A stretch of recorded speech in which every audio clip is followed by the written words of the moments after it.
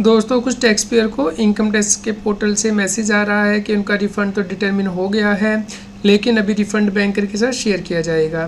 तो इसका क्या मतलब है, ये स्टेटस आपको कब दिखाई देता है और उसके बाद आपको क्या करना होता है, रिफ़ंड कितने दिन के अंदर आता है, इन सभी क्वेश्चन के जवाब हम आपको इस वीडियो में देंगे।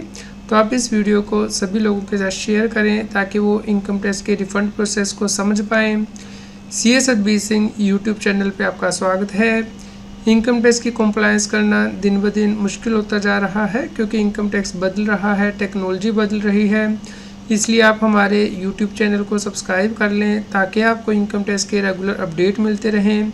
आप हमें व्हाट्सएप चैनल और Telegram channel CA Satbir Singh tax hill पे भी सब्सक्राइब कर लें। लिंक वीडियो की डिस्क्रिप्शन में भी दिया गया है, कमेंट में पिन किया गया है ताकि आपको इनकम टैक्स के रेगुलर अपडेट आपके मोबाइल पे ही मिलते रहें। सबसे पहले आपको इनकम टैक्स पोर्टल पे रिटर्न प्रोसेसिंग का स्टेटस चेक करना है। इसके लिए ई फाइल में जाके इनकम टैक्स रिटर्न में जाके व्यू फाइल रिटर्न पे देख सकते हैं। जब आपकी रिटर्न प्रोसेस हो जाती है तो उसके बाद इंटीमेशन ऑर्डर आपको आता है। इस प्रकार से ऑर्डर आएगा, यहाँ पे डेट लिखी होगी कि किस दिन ये ऑर्डर आपको दिया गया है। तो आप इसे ओपन कर सकते हैं। ओपन करने के लिए आपको पैन नंबर स्मॉल लेटर में एंटर करना है और डेट ऑफ बर्थ एंटर करनी है। तो इस इंटीमेशन के अंदर यदि आपका रिफंड होगा तो उस केस में यहाँ पे आपको स्टेटस आएगा प्रोसेस भी रिफंड ड्यू, लेकिन ये रिफंड आपको इमीडिएटली नहीं मिलता है, इसके लिए टाइम लगता है। तो इसके लिए आप सर्विस टाइम में जाएंगे और यहाँ पे नो योर रिफंड स्टेटस पे प्रेस करेंगे। अब यहाँ पे आप असेसमेंट ये चूज़ करेंगे, जैसे कि 24-25 का मतलब फाइनेंशियल 23-24। देखिए यहाँ पे ये मेंशन भी किया गया है कि यदि आपका रिफ़ंड डिटरमिन कर लिया जाता है तो इस केस में आपको कुछ दिन वेट करना होता है, क्योंकि इस केस में इनकम टैक्स डिपार्टमेंट कुछ एडिशनल वैलिडेशन करता है, उसके बाद ही आपका रिफ़ंड दिया जाता है। तो रिफ़ंड पहले SBI को भेजा जाता है, रिफ़ंड बैंकर को, उसके बाद SBI आपके रिस्पेक्टिव बैंक में इसको क्रेडिट करता है। तो आप यहाँ पे देख सकते हैं कि ITR तो प्रोसेस हो चुकी है, लेकिन रिफ़ंड अभी तक जो नहीं आया है। रिफ़ंड डिटरमिन कर लिया गया है लेकिन अभी रिफ़ंड बैंकर को नहीं भेजा गया है। तो चलिए समझते हैं कि ये क्यों नहीं भेजा गया। तो जब आपका रिफ़ंड डिटरमिन कर लिया जाता है उसके बाद एडिशनल वैलिडेशन की जाती है इनकम टैक्स पोर्टल के द्वारा। उसके बाद आपका जो बैंक अकाउंट अवेलेबल है इनकम टैक्स के पोर्टल पे वो चेक किए जाते हैं। यदि आपके जो बैंक अकाउंट है वो करेक्ट हैं और एक्टिव हैं तो उस केस में ही रिफ़ंड बैंकर को रिफ़ंड भेजा जाता है। लेकिन यदि बैंक अकाउंट करेक्ट नहीं है तो उस केस में फेलियर मैसेज CPC से आता है इनकम टैक्स पेयर को, और इसके साथ ही इनकम टैक्स के पोर्टल पे भी आपको दिखाई देगा कि आपका रिफ़ंड जो है फेल हो चुका है। तो इसलिए जो एडिशनल वैलिडेशन है बैंक अकाउंट को चेक करने का, ये किया जाता है इनकम टैक्स डिपार्टमेंट के द्वारा और इसमें कुछ टाइम लग जाता है।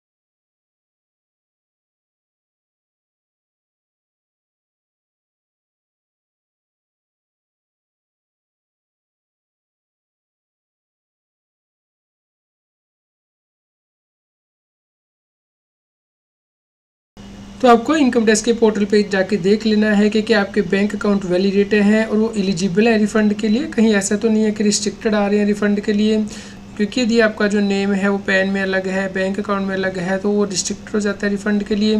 तो इस प्रकार से ग्रीन टिक यहाँ पे आनी चाहिए कि अकाउंट आपका वैलिडेटेड हो और एलिजिबल हो रिफ़ंड के लिए। ये ज़रूरी नहीं है कि जो अकाउंट आपने नॉमिनेट किया है रिफ़ंड के लिए उसी में ही रिफ़ंड आएगा।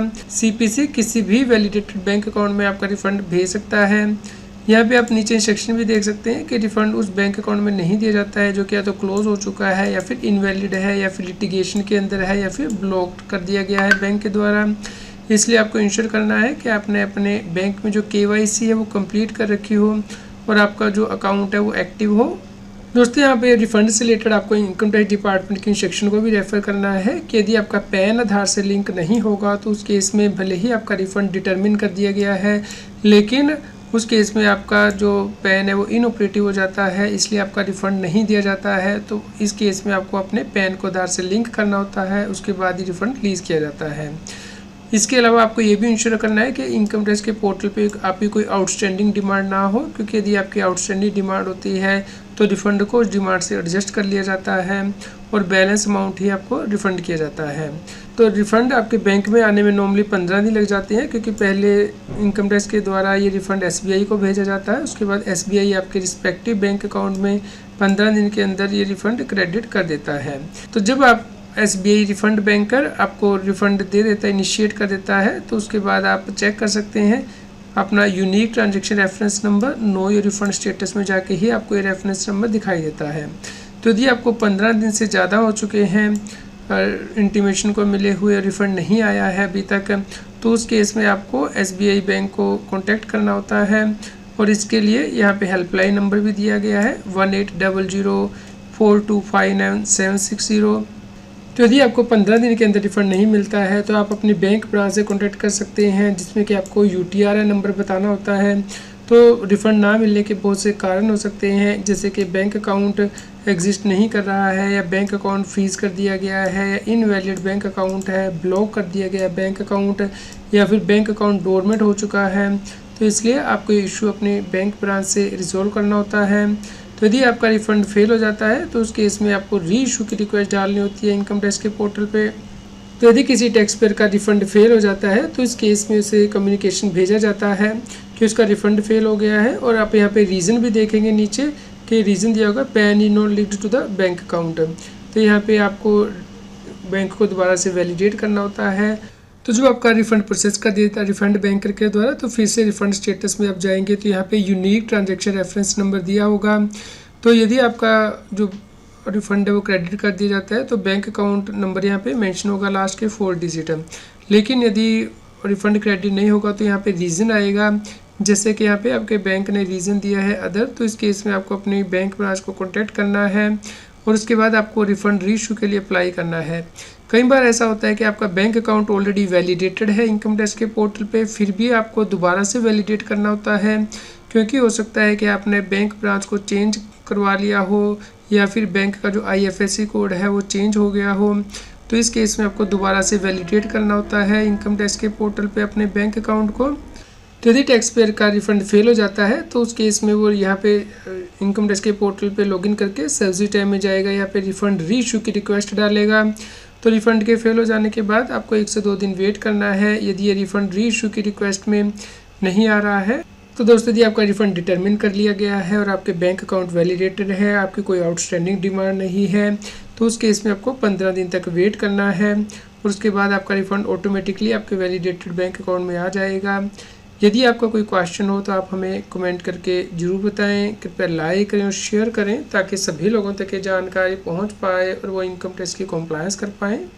इनकम टैक्स की और अधिक जानकारी के लिए आप CS Satbir Singh YouTube channel पे जाके प्लेलिस्ट में जाके टॉपिक वाइज प्लेलिस्ट देख सकते हैं कि इनकम टैक्स में कौन से नए बदलाव हो रहे हैं, जैसे कि इनकम टैक्स अपडेट के अंतर्गत या फिर डायरेक्ट टैक्स कोड के अंतर्गत। रेगुलर टैक्स अपडेट के लिए इस चैनल को सब्सक्राइब करें। आप हमें Telegram app CS Satbir Singh टैक्सील पर ज्वाइन कर सकते हैं ताकि आप GST और इनकम टैक्स के रेगुलर अपडेट अपने मोबाइल पर ही प्राप्त कर सकें।